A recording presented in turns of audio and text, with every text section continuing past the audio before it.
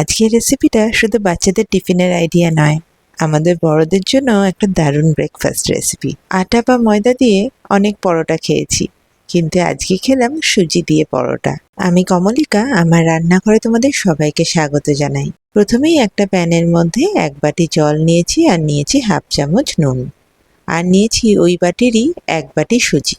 এটা কিন্তু রোস্ট করা সুজি নয়, কাঁচা সুজি। এবার এই সুজিটাকে ভালো করে মিশিয়ে নিতে হবে। ফ্লেমটা কিন্তু একদম লো রাখবে, না হলে কিন্তু জলটা শুকিয়ে যাবে আর সুজিটাও একটু লাল হয়ে যাবে। এই মিক্সচারটা যখন এরকম দলা পাকিয়ে আলাদা হয়ে যাবে কড়াই থেকে, তখন এটাকে একটা অন্য পাত্রে নিয়ে ঠান্ডা করে নিয়েছি। এরপর এর মধ্যে কিছুটা সাদা আর কালো তিল দিয়েছি, আর দিয়েছি কিছুটা চিলি ফ্লেক্স, 1 চামচ তেল, ধনেপাতা আর হাফ কাপ আটা। তোমরা চাইলে ময়দারও ইউজ করতে পারো, কিন্তু আমি এখানে আটা দিয়ে এটাকে ভালো করে মেখে নিয়েছি। সাদা তিল এবং কালো তিল দেওয়ার কারণ, এক তো এটা উপকারী, আর দ্বিতীয়ত বাচ্চারা যখন টিফিনে অনেকক্ষণ বাদে খাবে, এইগুলোর জন্য বেশ একটা মচমচে ভাব থাকবে পরোটার মধ্যে। আর সুজি দিয়ে বানানো বলে এই পরোটা কিন্তু শক্তও হবে না, অনেকক্ষণ নরম থাকে, যেহেতু গরম জলে এটাকে রান্না করা হয়েছে। সেই জন্য বাচ্চারা অনেকক্ষণ বাদে যখন টিফিনটা খাবে, ঠিক ঘরের মতোই আরাম করে খেতে পারবে। মাখাটা হয়ে গেলে সামান্য তেল মেখে এটাকে 4টে টুকরো করে নিয়েছি। এবার এটাকে রুটির মতো বেলে নিতে হবে। আমি এখানে ত্রিকোণ পরোটার শেপে বেলেছি, তোমরা চাইলে যে কোনো শেপে বেলতে পারো।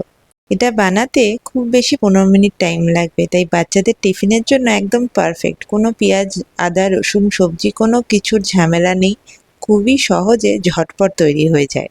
বাচ্চাদের জন্য নতুন নতুন রেসিপি আর লাঞ্চ রেসিপি দেখার জন্য আমার চ্যানেলটা কিন্তু সাবস্ক্রাইব করতে একদম ভুলবে না। বেশ কিছুটা আটা দিয়ে কিন্তু এই পরোটাগুলো বেলতে হবে। খুবই সফট এইগুলো, সেই জন্য বেলার সময় একদম হালকা হাতে বেলবে, না হলে কিন্তু এগুলো আটকে যাবে। এবার আমি এখানে সাইডটাকে কেটে সুন্দর ত্রিকোণ শেপ দিয়েছি। তোমরা চাইলে এটা স্কিপও করতে পারো, বা কোনো কাটার থাকলে সেই শেপেরও কেটে নিতে পারো। বাচ্চারা তো ওরা বিভিন্ন শেপ থাকলে বেশ ঝটপট কিন্তু খেয়ে নেয় দেখি।